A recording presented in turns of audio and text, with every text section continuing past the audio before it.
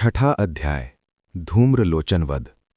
महर्षि मेधा ने कहा, देवी की बात सुनकर दूत क्रोध से भर उठा। वहां से असुरेंद्र के पास पहुंचा और सारा वृत्तांत उसे कह सुनाया। दूत की बात सुन असुरेंद्र के क्रोध का पारावार न रहा और उसने अपने सेनापति धूम्रलोचन से कहा, धूम्रलोचन, तुम अपनी सेना सहित शीघ्र वहां जाओ और उस दुष्टा के केशों को पकड़कर उसे घसीटते हुए यहां ले आओ। यदि उसकी रक्षा के लिए कोई दूसरा खड़ा हो, चाहे वो देवता, यक्ष अथवा गंधर्व ही क्यों ना हो, उसको तुम अवश्य मार डालना। महर्षि मेधा ने कहा। शुंभ के इस प्रकार आज्ञा देने पर धूम्रलोचन 60,000 राक्षसों की सेना को साथ लेकर वहां पहुंचा और देवी को देखकर ललकार कर कहने लगा, अरे, तू अभी शुंभ और निशुंभ के पास चल। यदि तू प्रसन्नतापूर्वक मेरे साथ न चलेगी तो मैं तेरे केशों को पकड़ घसीटता हुआ तुझे ले चलूंगा। देवी बोली, असुरेंद्र का भेजा हुआ तेरे जैसा बलवान यदि बलपूर्वक मुझे ले जाएगा तो ऐसी दशा में मैं तुम्हारा क्या कर सकती हूं। महर्षि मेधा ने कहा। ऐसा कहने पर धूम्रलोचन उसकी ओर लपका, किंतु देवी ने उसे अपनी हुंकार से ही भस्म कर डाला।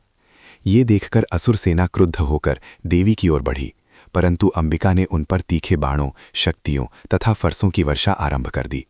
इतने में देवी का वाहन सिंह भी अपनी जटा के बालों को झटकता हुआ और भयंकर शब्द करता हुआ असुर सेना में कूद पड़ा। उसने कई असुरों को अपने पंजों से, कई को अपने जबड़ों से और कई को धरती पर पटक पटक कर मार डाला। उसने अनेक असुरों के पेट फाड़ डाले और कई असुरों का तो केवल थप्पड़ मारकर ही सिर धड़ से अलग कर दिया। कई असुरों की भुजाएं और सिर तोड़ डाले और गर्दन के बालों को हिलाते हुए उसने कई असुरों को पकड़कर उनके पेट फाड़कर उनका रक्त पी डाला। इस प्रकार देवी के उस महाबलवान सिंह ने क्षण भर में असुर सेना को समाप्त कर दिया। शुंभ ने जब ये सुना कि देवी ने धूम्रलोचन असुर को मार डाला है और उसके सिंह ने सारी सेना का संहार कर डाला है, तब उसको बड़ा क्रोध आया।